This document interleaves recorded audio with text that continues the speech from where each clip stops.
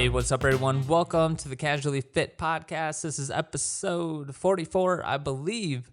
And thank you for coming by. It is the middle of the week again. We are here. Maybe you're sore. Maybe you're tired.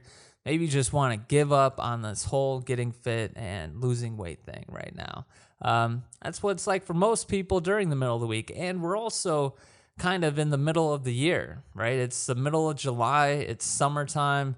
There's a lot of beer. There's a lot of barbecues. There's a lot of chilling. There's heat. You know, it's not really the ideal time, I guess, for some people to be going out and working out and trying to lose weight. So, hey, if that's you, hopefully this episode helps raise you up a little bit, right? I'm going to be talking about some motivating things for a little bit. Just going to share a quote with you to try to uplift you a little bit. I'm also going to show you a Fit Fighter of the Week this week. As always, going to show you somebody who has lost over 150 pounds. Insane. People are out there just dropping weight. And then going to get into something a little weird, all right? End it off with the Fit Freak, give you another little quick tip as well. And other than that, right, just going to try to make this episode good for you. And again, if you're just barely, if you're barely getting by right now, just keep on going, right? There's nothing more you can really do other than just, you got to keep on going. There's a whole lot of things I can get into, which I'm not going to get into right now, other than I'm going to get into the quote. Now, the quote from this week is from somebody with a great name, an outstanding name, some would say, an exemplary name. His name is Robert Louis Stevenson, right? Now, this guy, he created Treasure Island. And I know some of you are thinking, what? Are you talking about Treasure Island, the hotel in Las Vegas? It's a great hotel, I don't know about great. It's a good hotel for sure in Vegas. I'm not talking about that. He created Treasure Island. He wrote Treasure Island. Many of you might be like, you mean the Muppets movie? Right? There's a lot of things that stem off of Treasure Island. And Robert Louis Stevenson started all of it. He wrote it. And he also wrote something called Dr. Jekyll and Mr. Hyde. Very famous book, movie, story. And so he spends some time thinking, and he thinks of some pretty awesome things. And his quote is, hey, don't judge. He didn't say hey, but his quote is, don't judge each day by the harvest you reap, but by the seeds that you plant. Now, you can take this quote in many different directions. You can extrapolate a lot of useful tidbits and information from this if you want, if you really think about it, if you dive deep on it, right? And I'm going to get into a little bit of that, right? Just quickly. And of course, this is all about fitness, losing weight, being in shape, this podcast. So I'm going to try to relate it to that. Now, so when he starts off by saying, don't judge each day by the harvest you reap, right? That first part of this quote. Look, some days you're going to reap great benefits. Some days you're going to have a great day and you're going to, you're going to run a few miles, and maybe you're going to run those miles faster than what you did a couple weeks prior. You're also going to lift some weights. You're going to do some stretching. You're going to have a great harvest in the gym one day. And that's great, right? You can judge yourself off that. You can take a little bit of inspiration. You can look back a little bit and be like, hey, that was pretty cool. Maybe pat yourself on the back a little bit. Don't do any of the things I just mentioned too much, but maybe you can take a little bit from that. But what he's really, I think, getting at is on the days where maybe you don't reap that much. Like, let's say that one day you just decide, hey, I'm just going to, cut my cardio down by half today, or maybe even I'm going to go down to just, I'm going to cut it by 75%. I'm only going to do 25% of what I normally do. And that same goes for lifting weights. Maybe you just spend like 10, 15 minutes, do a couple sets here and there, pick up some weight, and maybe you just do a little bit of stretching, or maybe you skip stretching altogether. But basically, let's say the harvest that you tried to reap was pretty minimal. There's no real benefit to it, or there wasn't a substantial benefit to it. Well, in those circumstances, you can kind of look at it from a different perspective. You can kind of be like, you can get down on it for sure. You can be like, oh, I didn't really bring home the money today. I didn't really do everything that I could. And you can take some benefit from seeing that and being in that low point for a second. So I'm not saying nothing bad about that. But what you can also do is the second part of this quote, and you can give it a different perspective. Like he says, don't judge each day by the harvest you reap, but by the seeds that you plant.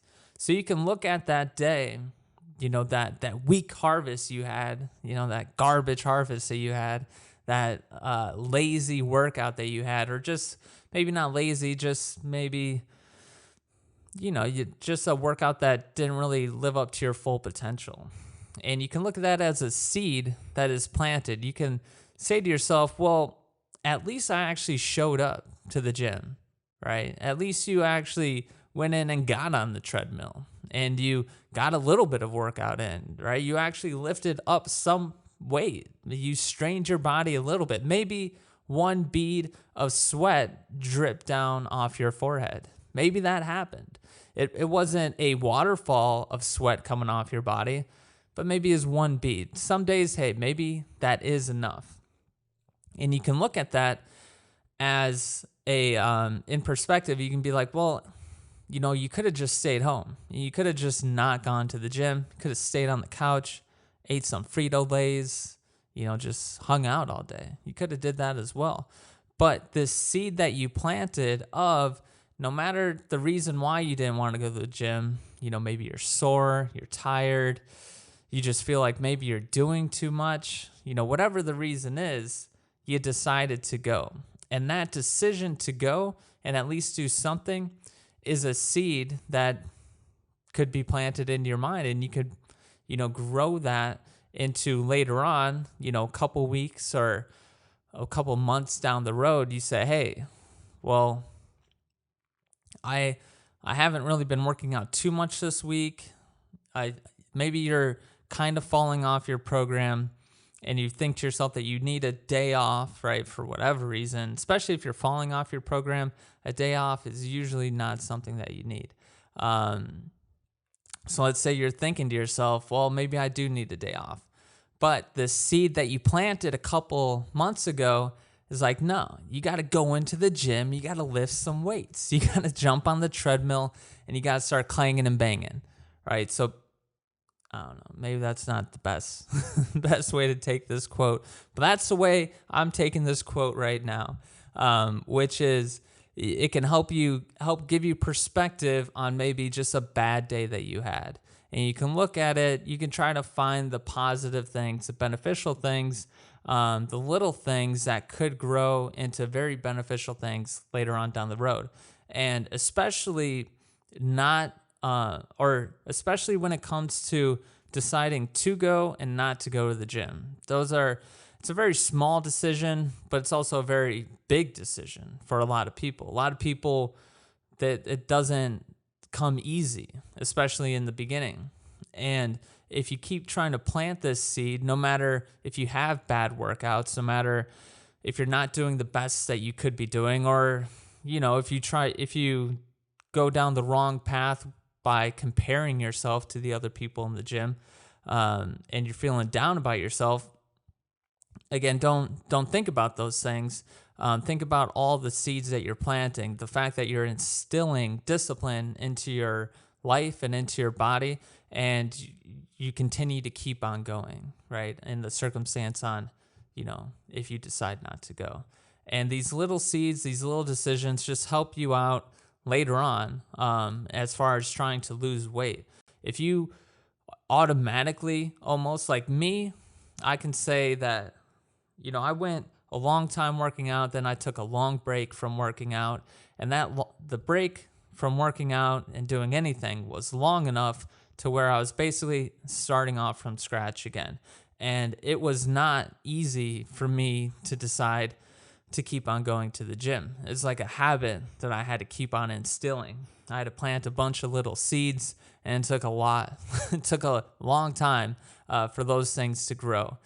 And so if you look at these decisions that way, and if you try to pull the positives from even the bad days that you have, and you keep on trying to build upon yourself, you keep on watering that seed maybe, then you're going to see that later on down the road that this is going to help you actually lose weight, actually stay in the gym, and to be able to try to lose weight and also not have to deal with the difficulty of deciding to go to the gym.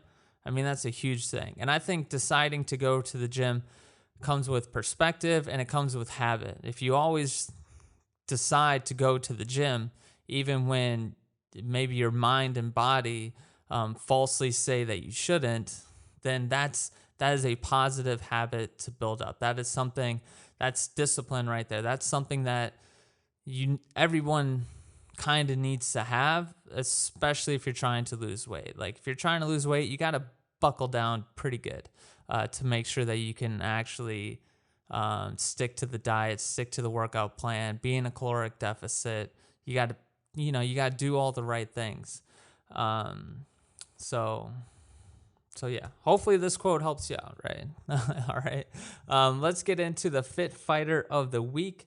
Now, this person has lost over 150 pounds, 160 pounds to be exact.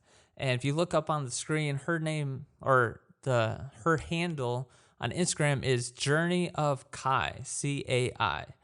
And she's 23, 5'6". She's from Massachusetts, and she is great. She looks like she did a surgery back in March of 2020 and began eating healthier, and she began eating in a caloric deficit, started moving her body, so she started working out, and you can see the results right here, the before and after picture. As always, it's amazing to see these before and after pictures. And of course, again, the reason why I want to show you people like Kai, what's her name? Kaylee.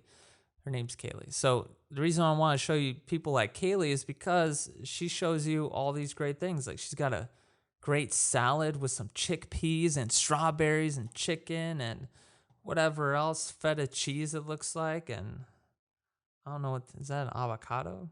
Maybe. It is an avocado. So that looks great. And she shows you the before and after pictures, gives you a little bit of advice. Again, Kaylee, great follow, 160 pounds, right? That's insane. So again, if you're trying to lose weight, it just seems so insane to think that you're going to lose 150 pounds and that it's even possible. And hopefully people like Kaylee can show you that is 100% for sure possible. So go give her a follow. We won't cruise on her Instagram anymore.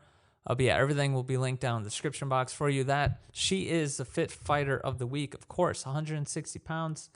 I mean, I think she's still going. I'm not sure if she's still going. She looks great. So go give her a follow. Ask her some questions if you want. And let's get into this is more like a nutrition tip of the week. So this week, basically what happened was I was cruising online looking at like Google Trends, and I saw that a Google trend for fitness that came up was, does pickle juice help you lose weight? All right, so and this is like a breakout trend. It's like 1,000+%, I believe, uptick in people searching for, does pickle juice help you lose weight? Now, first and foremost, anybody looking to pickle juice to lose weight, I get it. Okay, part of me kind of wants to bash people for looking for the one thing that's going to help them lose weight. But that's only bad if you really do think that there is only one thing that is going to help you lose weight. By all means, if you understand that there's an array of different things that you need to focus on to lose weight, caloric deficit, changing out the food that you eat, exercising, getting better sleep, maybe focusing on your microbiome, if you understand that all that's in play as well, and maybe you're looking for little boosters, maybe you're looking for just like maybe a little shortcut here and there, as long as the shortcut or booster or however you want to say it, as long as it works and maybe it's scientifically based, then of course, like fasting could be considered possibly, as of right now, maybe like a booster, because back in the day, they didn't really, there's no advice. I don't even think there's advice right now. Like if you look on CDC or anything like that, like the CDC, or I forgot the other website. If you look on it, they're not going to give you, like they give you general health advice. And I don't believe fasting is on there. And I think fasting for sure should be, which is actually part of another tip I'm going to get into. But that's a good booster, right? That's a scientifically proven booster. So to ignore it, if you just get stuck in your ways and you think that you're just going to power through it with a caloric deficit, yes, you're going to lose weight and it will more than likely work. But if you can gather in some more things, I'm all for it. So I'm not going to bash anybody looking to look for pickle juice to lose weight. I will bash you because it's absolutely disgusting. Now, I love pickles, okay? I love pickles. Spicy pickles are one of the best things that you can have, hands down. My uncle used to actually pickle pickles, right? Pickle cucumbers and make pickles and threw all these spices in there. I always had those as a kid, and they're great. So I love pickles for sure. But there is a million other things I'd rather do than drink pickle juice. I mean, even me just researching this and reading a bunch of things, just thinking about somebody taking a jar of pickle juice and drinking it, absolutely, hands down, like I thought I was going to throw up several times just reading it. It's so unappetizing to me, but I get that people like it. I've had debates with people about pickle juice or pickle flavored chips. That's gross as well. So I think most people are actually split on if they do like pickle juice. So I'm not completely saying that you're a horrible person. Kind of, I am. I'm just joking. You're not a horrible person, but it is disgusting from my perspective. Okay, so and I know some people might not be pumped to drink pickle juice, but hey, do you want to lose weight from it? Do you want to lose weight? Do you want to get the benefits from it? Well, let me talk about the actual benefits that you get from pickle juice, because again, it sounds like if you have no data around you, if you haven't looked into it, it's like, oh, this is just another fad thing, which I would say I'll hold my reservation on what I think till the end. But it's very easy to be like, oh, people are just drinking pickle juice to lose weight. Okay, now what's next, right? How long is this going to last? Blah, blah, blah. Well, there's actually, when I looked into it, there's actually quite a bit of data on it. And it seems to be, let's get into it. So first off, pickles have been around for 4,000 years. That's crazy. All the way back in Mesopotamia, pickles have been around. So that's a wild statistic that I didn't know about. I mean, again, they are delicious. Hopefully, for sure. I mean, I would love to try a pickle back 4,000 years ago because they only used herbs and spices. They spiced everything up. They didn't just throw pickles in a jar and let it ferment. Maybe they did, but I'm sure they put a bunch of spices in there. I would love to taste one of their pickles from 4,000 years ago. But that's a long time to be around. Now, there has been some things that people have said about. There's been some famous people, specifically a receiver for, I forgot the team, maybe the Chiefs, but his name is Tyreek Hill. Now, Tyreek Hill is a receiver. I don't think he's a bench warmer. I can't remember. I don't follow football too much. So he's actually somebody who puts in some work, and he's worth a couple seconds of listening to. And he says that he drinks pickle juice all the time for muscle cramps. Like, he'll be playing a game and he'll have pickle juice on the sidelines. So one, absolutely disgusting for sure. But two, I mean, pro athletes, they know their bodies. And if they get cramps and, if they have a way to get rid of cramps, they're going to know if it works or not. So if he's saying that pickle juice helps get rid of cramps, it's more than likely going to help. Now, the reason why pickle juice is even in the conversation at all is because of fermentation. And what the fermentation does is it increases the probiotics that are in there, and it actually extracts energy from the molecules, and it just brings about all these different more beneficial kind of vitamins and toxins for your body. And that fermentation is what gives it, I'm trying to look it up. Fermentation actually increases the electrolytes that are in there, the potassium, the sodium that's in there, magnesium. It can also help stabilize your blood sugar as well. So that's clearly a great thing when it comes to losing weight. You don't want a spike in your blood sugar levels. You kind of want it to stay somewhere in a homeostasis, right? And going back to the hydrated and dehydrated, because there's an uptick in potassium, sodium, and magnesium, that's what actually does help you rehydrate your body and actually stay hydrated. So it helping with cramps, that's actually been found to be true. I believe I found a study. I didn't put it here for whatever reason. I believe I found a study for that to actually be true. And again, this is because of fermentation. When you think of pickle juice now, you can't just think of, oh, it's this disgusting pickle juice liquid that is, it's just gross, right? You can think about that, and that's accurate, completely accurate. But you also got to look at it on the same light as like kimchi. Kimchi is this probiotic fermented like cabbage, spicy cabbage that tastes amazing. I love kimchi, but it has surged up in the past several years as being delicious, right? And if you go to a Korean barbecue place, this is where I first started eating kimchi. Is Korean barbecue places? Oh, kimchi with the Korean barbecue and the rice paper. Oh, it's amazing. Definitely go try it out. But the pickle juice is on the same level as that because it's fermented in I think the same way as these cabbages. Not too sure on that. All right, I didn't look up that. I should have. But you got to kind of look at it on that same level. And when you look at it on that same level, you realize that pickle juice largely is a probiotic.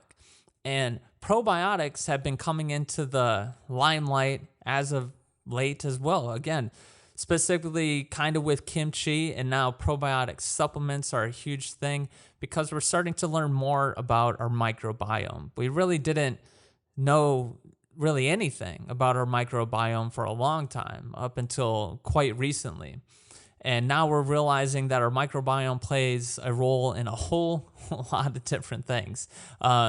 It's been linked to depression, anxiety, overall health. Basically, how it works is that in our microbiome has like over, I think it's like between 1 and like 100 trillion microbes in there. And I'm trying to remember, I won't give you the other stats because I only remember a couple. But so it has all these microbes in there. And basically when we get an infection, if we take some antibiotics, if we just have something kind of disrupt our system, those microbiomes are split into bad bacteria and good bacteria. And of course, if we have too much bad bacteria, then that's just not good for us. We need more good bacteria. And the whole microbiome tries to stay in this homeostasis. And when we're taking antibiotics or we have an infection or something like that, our bad bacteria actually increases. And that, kind of spreads out into, it kind of throws things off. So the idea is when you take probiotics, and also scientific research on all this is very limited, so you should know that as well. Studies are limited on this. But when you take probiotics, what it does supposedly is it goes in there and it increases the amount of good bacteria that you have in your body, and that just puts you back to normal. So clearly that's a great thing, and that getting back to normal helps with your metabolism, overall health, digestion. It helps your immune system, and again, it actually helps reduce anxiety, depression, and a better mood.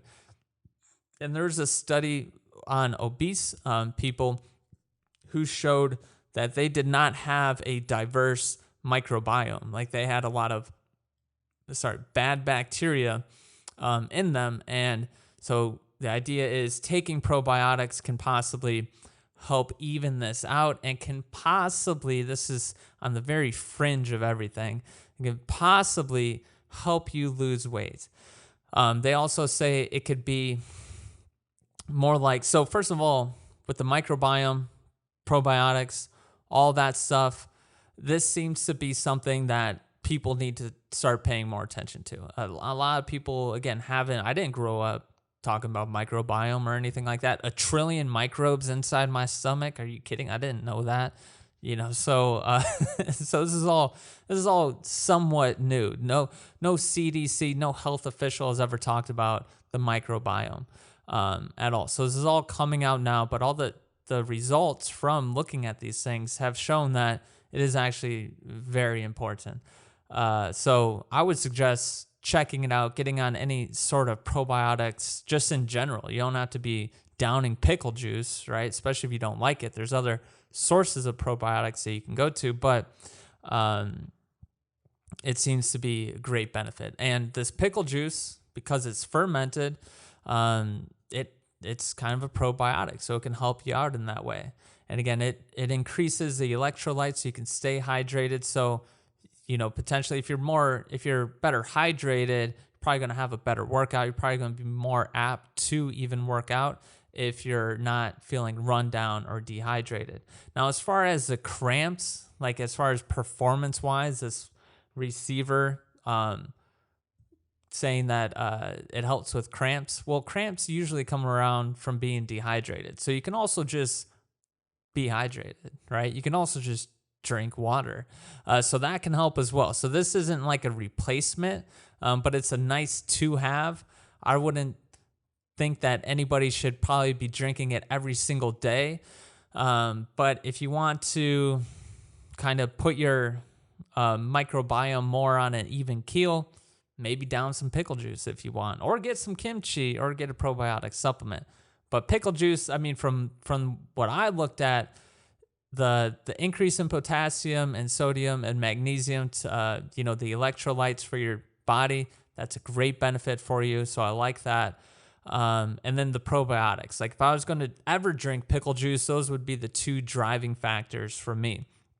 Otherwise, I would just stay hydrated and, get electrolytes and probiotics from some other place. But if you want to try it out, if you want to get that tart or that briny taste in your mouth, be my guest. Again, some people will love this, right? They have the chips. Do they have a pickled drink? I want to say they have a pickled drink, which is so disgusting on so many different levels. What else I want to say about this? And they say about a third cup of pickle juice, and you're going to get the benefits from it. So that's not too much. A third of a cup of pickle juice, you take that with like a shot of Tito's or something, and maybe you'll be good. Or maybe something like, imagine drinking Jack Daniels and pickle juice.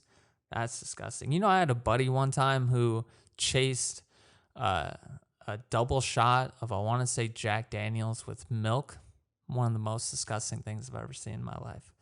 But I don't know why I talk about that. But yeah, so the pickle juice hype, right? Should you do it? Is it real?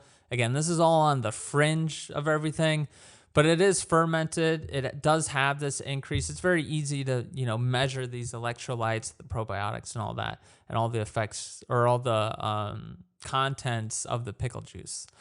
So when you extrapolate from that, you can see the benefits with the increased electrolytes and probiotics. So again, that's a cool thing. They also talk about it kind of being an appetite suppressant. So I mean, if I drank pickle, they talk more scientifically about it, but if I drank pickle juice, you can bet that I will not be eating anything for a while. So that is, to me, kind of an appetite suppressant. And it could be for you as well. Maybe for if you're doing fasting, which just gets into my next tip.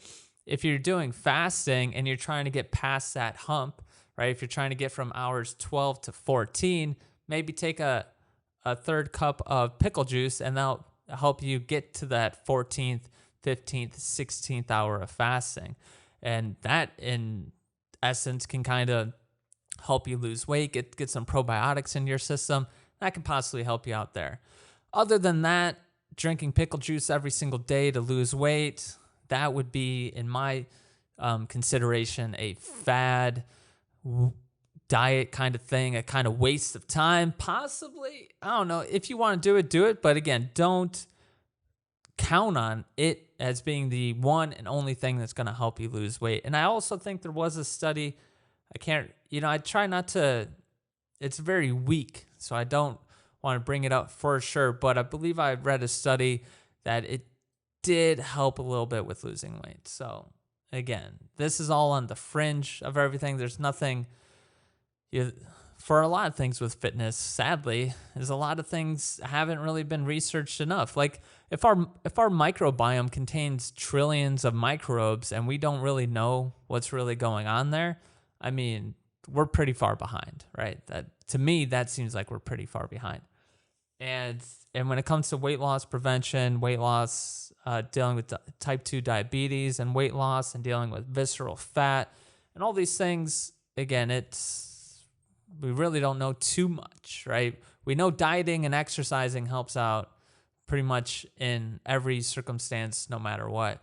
But a lot of these things, I believe it was on the pickle juice. So I believe I read from like WebMD or some credible website was like, well, we really don't know how it happens, but this is what happens.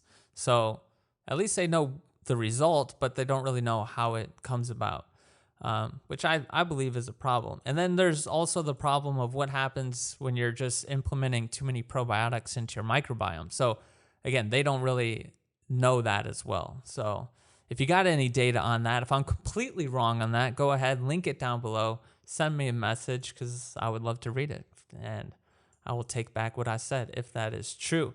But that is the story of the pickle juice, all right? So drink it if you want. It tastes disgusting for some people. Surely you already know I think it tastes disgusting.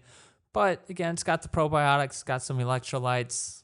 What's it going to do? It's not going to kill you. And maybe eat a pickle before you drink the pickle juice, right? You get a twofer, right? Don't be just drinking pickle juice like a psychopath, but eat the pickle as well. So that'd be great as well. But yes, so there's that. Let me roll into talked about fasting. I just want to give this quick tip. This is going to be a quick episode today. I think it's quick. My computer's freezing. Either way, I just want to give a quick tip. And I saw, reading all these studies this week, I saw that there was an 8-week study on time restricted eating, right? Intermittent fasting. Basically, you just pick a time where you eat and you pick a time where you don't eat. There's a bunch of different methods. You can do like 1 day of completely fasted, 2 days of fasted. Some people do a week of fasting. Some people do 16 hours of fasting and 8 hours of eating. And I believe there's also a 10-12 method. I'm not sure. I can't remember if there's a 10-12. There's a 16-8 method. And I forgot the other methods. But there's a bunch of different methods for fasting. This study was over the course of 8 weeks. And it included 78 obese people, and they used the 14-12 method. So they fasted for 14 hours, right? So that's less than the 16-8, but there's a 12-8 method. That's the other one. 12-8 method, I would say that that's the lesser of the methods. I think if you are going to do intermittent fasting, you should be in that 14 plus range. And this study kind of proves it right here.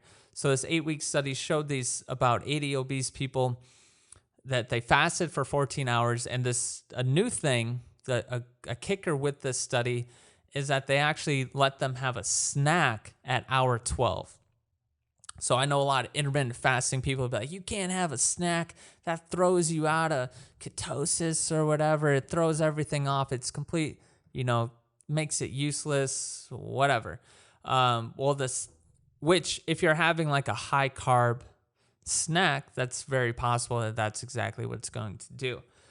But they put in the snack to help people who struggle to get to the full 14 hours. And so they did the study to kind of see if you can have a snack and still lose weight off of this. And they put this against another group of people who fasted for 12 hours, I want to say with no snack, or maybe they had a snack at 10 hours, possibly no snack. But the group that fasted for the 14 hours with the snack, and the snack was high in fat, very low in protein, low in carb, low in sugar. And that's basically how you can kind of like hijack your system and kind of slip in a little snacky poo to make sure it doesn't completely throw off your fasting. And it's shown to work. Basically what the results were is that these people lost about 24 pounds over the course of this 8 weeks. It's about 3 pounds a week. It's nothing too crazy, too exciting. They were also on a caloric deficit as well. And I believe they were just recommended to walk a little bit.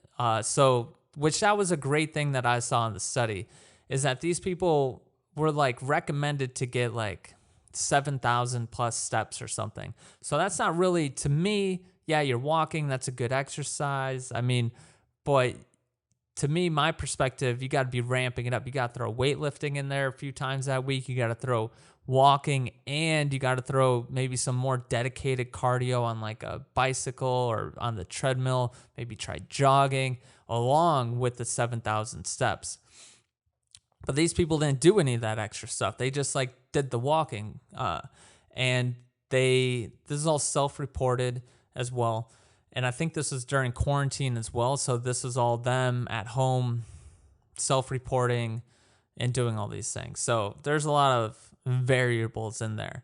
But I think these variables help out because they did actually lose weight. They lost 24 pounds from, restricting their diet and also doing this time-restricted eating. And I wish I wrote down the number, but they did lose more weight than the people who did the 12 hours. So what it showed was two things. It showed that time-restricted eating does help you lose weight, right? That's one. That's a good thing. For whatever reason, a lot of people debate it because they think that you're going to overeat once you're done, which, again, you can easily overeat in the eating phase, but you just got to not overeat. You have to overcome that urge as well. But so it's good that they showed that does work, right? And it's also good that they showed that you can have a snack, because for some people, it's hard for them for sure to get through the whole 14 hours, especially when you're first beginning to try to do time-restricted eating. So to show that it still works with a snack, I mean, that should really help a lot of people get over the hump and start implementing this time-restricted eating along with their exercise routine and whatever else you're doing to lose weight. So that's the tip. I will always talk about time-restricted eating. I do it, and my body changed. In fact, over the past couple weeks, I've been a little iffy. I go on and off with it, just depending on how many things I have to do and how much I care. I believe in living. I don't try to have a perfect body by any means. I don't believe in, skipping. If an opportunity comes up, a rare opportunity comes up to grab a piece of cake or go out with some friends and overeat and maybe skip a workout or whatever, then I'm going to do it because that's living. We're only here, the YOLO life. No, we are only here once. So I'm not going to spend my life denying things because I need to have tighter skin or anything like that. To me, that doesn't really make sense for my life. And so recently I've been mostly doing time restricted eating. Like I'll make it to like 11, 12, but I should really be making it to about 2 o'clock. And I noticed my body was a little bit thicker than what it usually is. And that's because usually I'm not like strict, but usually it's consecutive days over and over, and very rarely jump out of that and go a little wild and eat before 14 hours. And so basically what happened is I felt a little bit bigger, or saw that there's a little bit more plumpness to me, I guess you'd say. And after 4 days of sticking to it completely, 14 hours, I mean, everything just, all the bloatedness, everything just tightened up. So I think it's a huge benefit for that. Again, it turns to your body for energy, right? That's the biggest thing about it. It turns to your own body for energy, and it gets rid of all that excess fat that you have. So I'm a huge proponent of it. So that is a tip. Go check that out if you want to try to lose some weight, if you want a little added thing to your weight loss goals. And let me show you the fit freak of the week, and let's get out of here. All right. So we got this week Alexis Lunar Body. She's got some pictures of some moons. She likes the moon, right? She's the owner of Lunar Body Fitness. And yeah, so she is straight killer. You can see her right here. Looks like she's from Florida. So never mind. So you can see that she is, she's got the rings, very fit girl. And you can go on her Instagram, get some workout programs. She gives you some good workouts to do. She lays everything out for you. So if you're looking for something new to do, you got some farmer carries here, and she's ripped. She's jacked. And so yeah, go give her a follow. Looks like she does the sprints. I mean, she's killing it. She is the fit freak of the week for sure.